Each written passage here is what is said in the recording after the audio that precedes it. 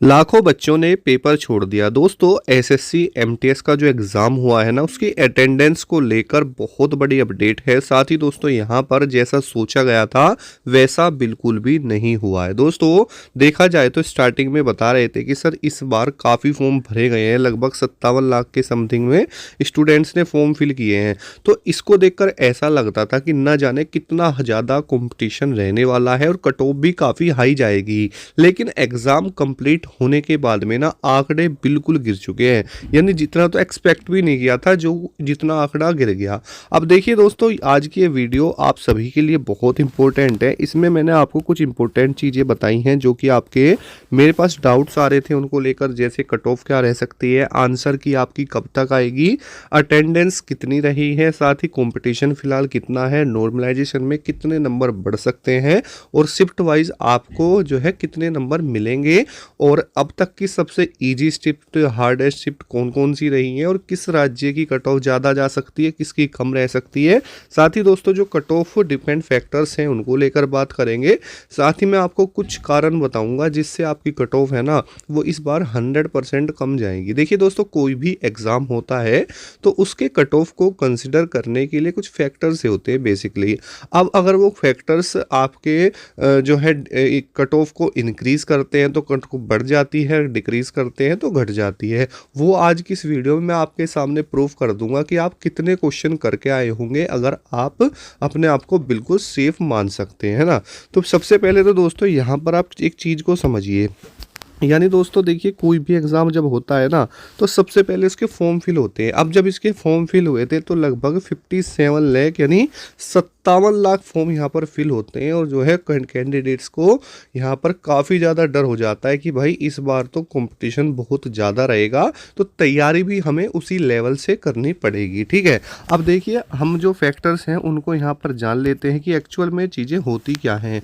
सबसे पहले तो दोस्तों यहाँ पर हम बात करेंगे अटेंडेंस और कंपटीशन को लेकर।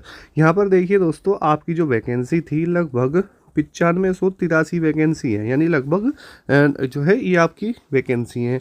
अब इनके लिए जो टोटल फॉर्म फिल हुए दोस्तों वो 57 लाख फॉर्म थे। कितने थे?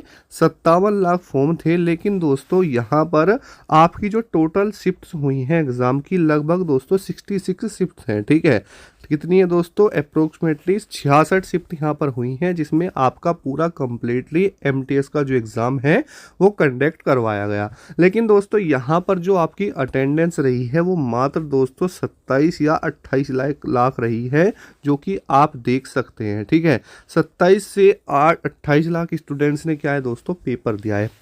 अब देखिए फॉर्म कितने थे? 57 लाख। ठीक है, और अटेंडेंस कितनी रही है भाई? 27 से 28 लाख।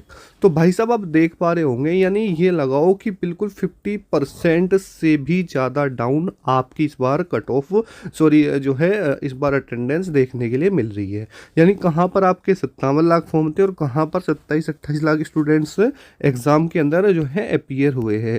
अगर हम दोस्तों हर साल की बात करते हैं, चाहे दोस्तों आपका 2023 हो चाहे 2022 हो, तो ये आंकड़ा इतना डाउन नहीं रहता था, 30-35 लाख तो होता ही होता था। ठीक है, लेकिन इस बार तो भाई साहब बिल्कुल ही डाउन आंकड़ा रहा है ना। तो कंपटीशन की अगर हम बात करें तो जहाँ तक मुझे लग रहा है कि 300 जो स्टूडेंट हैं वो पर सीट पर फाइट कर रहे होंगे, है ना। और सबसे बड़ी बात क्या रहेगी यहाँ पर कि जो आपके स्टूडेंट जिन्होंने एग्ज़ाम दिया है ना, क्योंकि ये देखिए यहाँ पर जो है 10th पास आपकी यहाँ पर क्या होती है, योग्यता होती है। यानी जो भी 10th पास होता है वो एसएससी एमटीएस का जो फॉर्म है वो फिल कर लेता है। इसमें कोई एक्स्ट्रा आपकी क्वालिफिकेशन नहीं चाहिए, कोई एक्सपीरियंस नहीं चाहिए, और एमटीएस की पोस्ट के लिए तो कोई फिजिकल क्राइटेरिया भी नहीं है ना। तो इस वजह से यहाँ पर बच्चे जो है ज़्यादा फॉर्म फिल कर देते हैं। उस चीज़ को मैं आपको पहले से ही बताता आ रहा हूँ। एक बार आप कंप्लीट हो जाते दीजिए एग्ज़ाम, उसके बाद देखना जो आपकी अटेंडेंस है ना वो भारी जो है डाउन जाने वाली है। और वही चीज़ें दोस्तों यहीं यहाँ पर हुई। अब देखिए कुछ कट ऑफ फैक्टर्स होते हैं, यानी जो आपकी जो कट ऑफ है ना, आप भी ये सोचते हो कि सर कैसे पता चलता है कि हाँ भाई कट ऑफ हाई रहेगी या फिर लो रहेगी, है ना। तो सबसे पहला जो पॉइंट होता है वो होता है दोस्तों आपका वैकेंसी का, है ना। वैकेंसी की अगर मैं बात करूं तो आप लोग प्रीवियस ईयर वैकेंसी देखिए, जो कि वैकेंसी आपकी बहुत कम थी, इसलिए वहां पर आपकी जो कट ऑफ थी दोस्तों वो ज़्यादा थी। जहां पर दोस्तों आपकी जो वैकेंसी है ज़्यादा होती है, वहां पर कट ऑफ क्या रहती है, डाउन। अब देखिए इस बार वैकेंसी तो आपकी काफ़ी अच्छी है, नहीं लगभग भाई 9583 वैकेंसी है ना। तो काफ़ी अच्छी वैकेंसी है, तो एक फैक्टर्स तो यही हो जाता है कि जो कि आपकी कट ऑफ को थोड़ा यहाँ पर कम करेगा। दूसरा फैक्टर है भाई साहब एग्ज़ाम लेवल, ठीक है। ये तो सबसे ही बड़ा फैक्टर है, क्योंकि एग्ज़ाम लेवल से ही दोस्तों आपकी जो एग्ज़ाम की कट ऑफ है ना वो सबसे ज़्यादा डिपेंड करती है। क्योंकि अगर एग्ज़ाम का लेवल ज़्यादा टफ आ गया है ना, तो बच्चे कम अटेम्प्ट करेंगे, और इजी आया तो ज़्यादा करेंगे।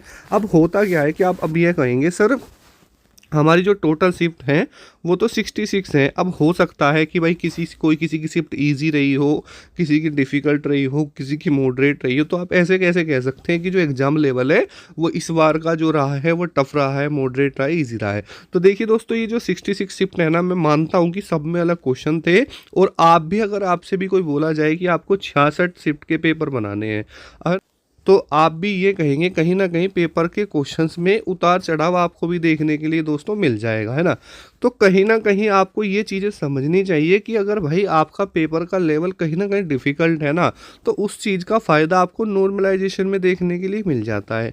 यानी अगर मैं आपको एग्जाम्पल के तौर पर समझाऊँ, मान के चलो हमारे पास 5 कैंडिडेट हैं, है ना।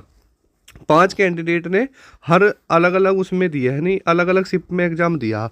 अब इसने कितने किए हैं, मान के चलो 30 कर दिए, यहाँ पर 30 है, यहाँ पर 40 है, यहाँ पर 45 है, यहाँ पर आपके 25 ही है, और यहाँ पर 20 ही है।